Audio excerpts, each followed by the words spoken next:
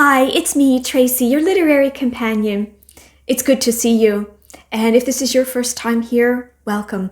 A big warm welcome. I am so glad you found your way to my little library corner where we talk all about books, stories, and the magic of reading.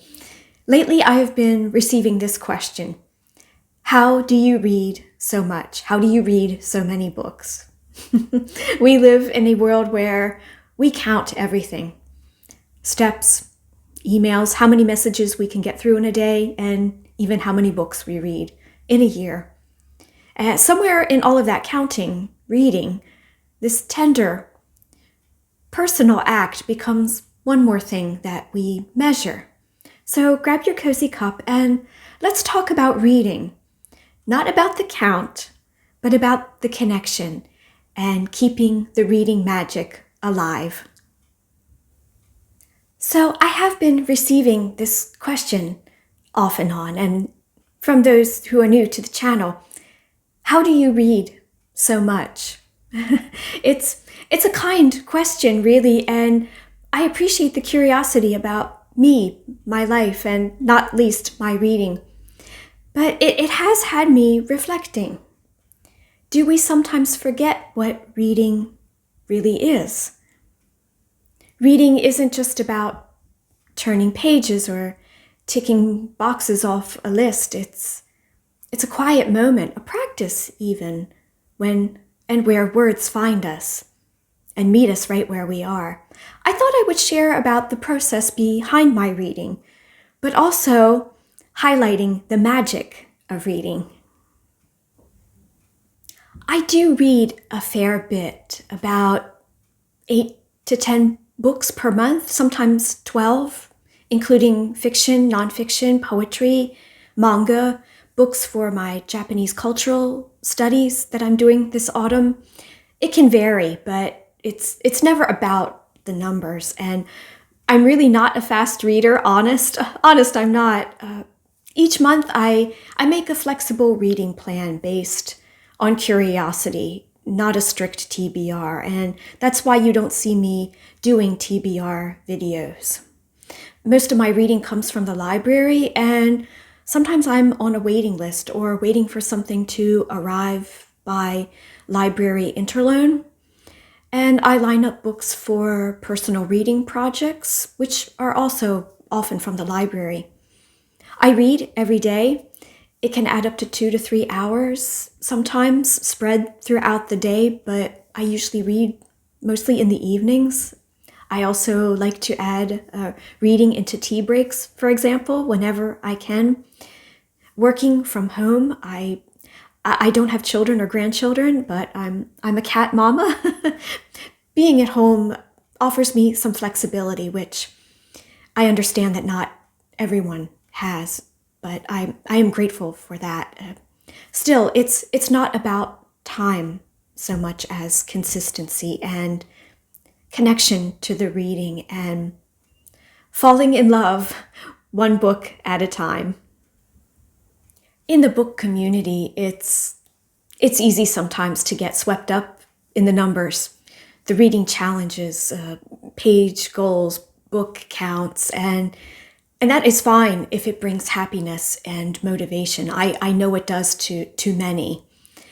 I personally have learned to let go a little bit of that because I don't want to lose sight of why I fall in love with books in the first place. Numbers start to create a kind of pressure, and I find that it can steal away a little of the joy from reading, and I never want that to happen. We live in a world that is obsessed with productivity, even our hobbies, which is wild, isn't it? When did that happen? But reading isn't a race. It's not a sport or a competition. Reading is like a relationship. We don't measure a good conversation by how fast it ends, do we? We measure it by how much it engages or touches us. And I believe books deserve that same kind of recognition and care. I find great happiness in selecting my reading for each month and ordering books through the library if I don't have them already that I want to read. It's a lovely monthly ritual when I sit down with a cup of tea and think about what strikes my fancy to read or what I want to learn more about. I do like to create reading projects for myself as well, and next year I do hope to participate in one or two reading events in the book community. Next year, I'm thinking about my reading for next year, and I'm really enjoying planning. But beyond this, beyond the planning, the best part is the time with the books, with the reading. There's something wonderful, beautiful about slowing down with a book, letting it breathe, rereading lines that move us, or sitting quietly after a chapter to feel it, to take it in, and when closing the covers of a book, just sitting quietly with it, feeling the weight of it, if you know what I mean. It's not about how many pages we turn, but about how deeply a story turns us and turns our hearts. When we slow down, when we read, we start to notice a sentence's rhythm, the writer's voice, the emotion between the lines, and we share those discoveries along with the author. That's where the magic happens, in that connection. So instead of asking, how do you read so much? How many books did you read? Maybe what we should be asking is, what book stayed with you this year? What story changed how you see the world? The more questions we can consider while we're reading, the better. It does our hearts and our brains some good.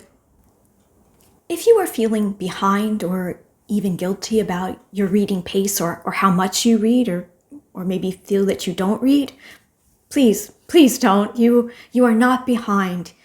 You are exactly where you need to be. Reading has never been about how much we finish. It's about how much we feel, how a story touches our hearts, how a book helps us to grow or learn something new and expand our horizons.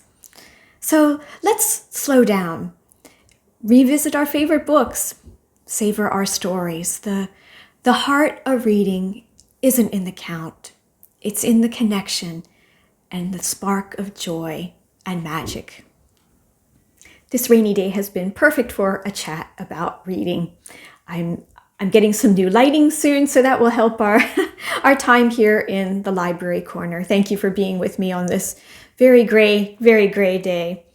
I hope that you are doing well, and I hope that what looks like my lots of reading never feels like pressure for you. We all have our own rhythms, and that is a beautiful thing.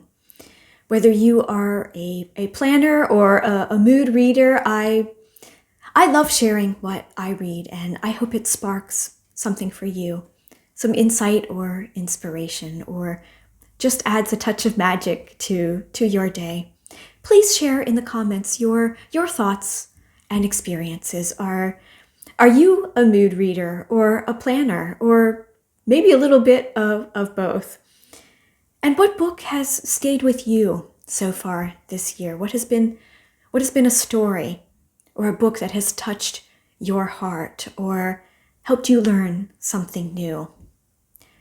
What books added that spark of joy to your reading life?